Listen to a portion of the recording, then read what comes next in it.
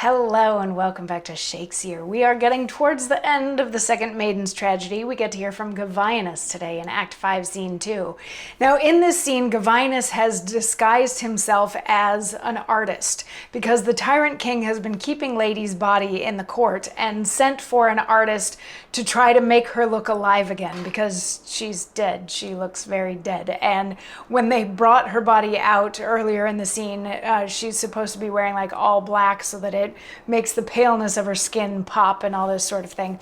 So anyway, Govianus was brought into this scene and the tyrant king was like, well, look at her and what is her face missing? And Govianus is like, I think she should actually just kind of be buried because that would be better suited to her. And he's like, no, you're going to make her look alive. I paid you really good money for this. You're going to make her look like she's alive again. So Govianus goes over and he paints her face with either makeup or paint. You can decide which that is.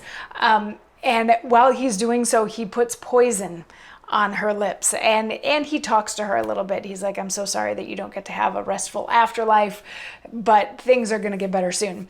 So he finishes, and when he finishes, the tyrant king is like, oh, doesn't she look more alive again? You know, if only I could get somebody that could get her heart beating and then she would be warm again, and wouldn't that be awesome? And then it would be like she's completely brought back to life.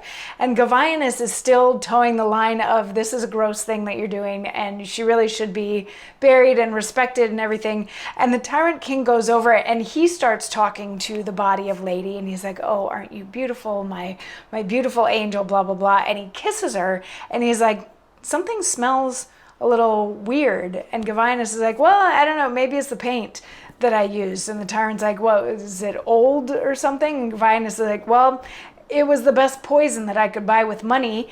And then he takes off his disguise to reveal that he is Govianus. And the tyrant king is like, oh, Govianus. And Govianus says, oh, thou sacrilegious villain, thou thief of rest, robber of monuments.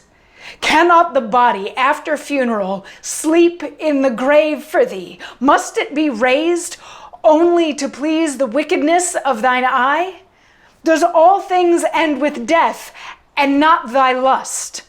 Hast thou devised a new way to damnation, more dreadful than the soul of any sin did ever pass yet between earth and hell? Dost strive to be particularly plagued above all ghosts beside? Is thy pride such, thou scorn'st a partner in thy torments too?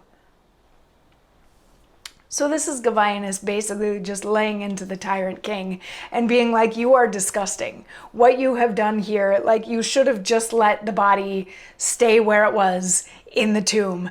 Like everything else, like when somebody dies, people let that person go, but your lust is living on and it's making you do these disgusting things. Like there has never been anybody as horrible as you ever in the history of anything. This is the worst thing that anybody has ever done.